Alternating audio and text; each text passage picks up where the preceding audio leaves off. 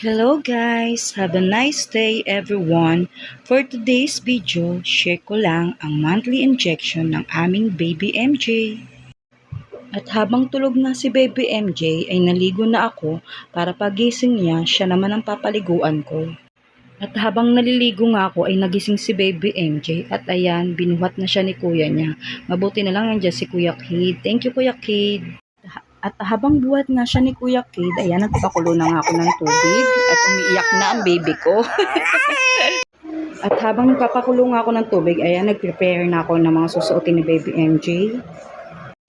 At ayan na nga, papaliguan ko na si baby MJ. Ayan, habang pinapaliguan ko nga pala siya, ay kinakausap ko siya para naman malibang-libang si baby. Alam niyo naman na ang mga baby at ang mga bata, gustong-gusto nila na lagi silang kinakausap. Parang tayo lang, di ba? Para hindi ma-boring. Alam niyo ba guys, gustong-gusto ni MJ na pinapaliguan ko siya. Tuwang-tuwa siya pag pinapaliguan ko siya. 'Di ba merong mga bata na umiiyak kapag pinapaliguan. Siya hindi, happy-happy siya pag naliligo siya kasi nape-press kuan talaga siya. At ayan na nga, finish na siya maligo. Yan, fresh from the bath na ang bata batuta. Yan. At ayan na nga, pinupunasan ko na si baby MJ. At ayan nga, flex ko lang ang diaper niyang Unilove. Proven and tested na talaga yan. Ang ganda ng diaper na yan guys. Kaya yan na ang gamitin nyo sa inyong mga babies. O Unilove, beke naman. Ayan, sinusuotan ko na ng damit si baby MJ. At ayan, flex ko lang ang kanyang lotion. Lagi natin lotionan ang ating mga babies para hindi mag-dry ang kanilang mga balat. Yan. Para makinis na rin sila, di ba? Hanggang sa kanilang paglaki. Yan, sinusuotan ko na rin pala siya ng pants. Saka ng kanyang medyas. At ayan, flex ko lang rin ang kanyang baby cologne. Papabungan natin siya para naman mabango si baby, amoy baby. Di ba? At ayan, it's time to brush your hair na, baby MJ. Yan, mahilig talaga siya magsubo-subo ng kamay.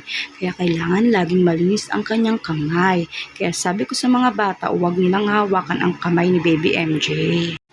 At ayan na nga, lilinisan ko na ang tenga ni baby MJ. At ayan, medyo malikot pa si baby MJ. Pumapalag-palag pa. Oh. Sabi ko, huwag kang pumalag, huwag kang gumalaw. Ayan, nagpalinis na rin naman siya. Nakikiliti pa nga siya eh. Ayan, yung kabilang tenga naman ang lilinisin ko. Ang likot-likot pa rin niya. Talagang pumapalag. Tinang sumisipa-sipa, di ba? Napakakulit ng batang to. Ayan, titimplahan ko na nga siya ng gatas para mamaya pag na gutom siya, di ba? May dededeen siya. At ayan, okay na nga kami. Papunta na kami ngayon ng center. At ayan, nandito na nga kami sa center. At yan, tinimbang muna siya. 6.2 ang kanyang timbang. O diba, buyag-buyag na. At ayan, waiting pa nga kami kasi maraming babying i-injectionan ngayong araw na to. Ayan, marami pang nakapila. At ayan na nga, i-injection na si baby MJ. Patawa-tawa pa dyan si baby MJ. Pero mamaya, iyak tawa na yan.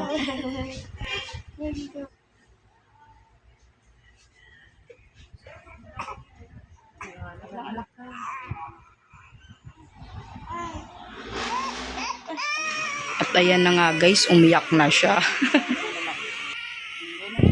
Ayan guys, pang fourth injection na pala ngayon ni baby MJ.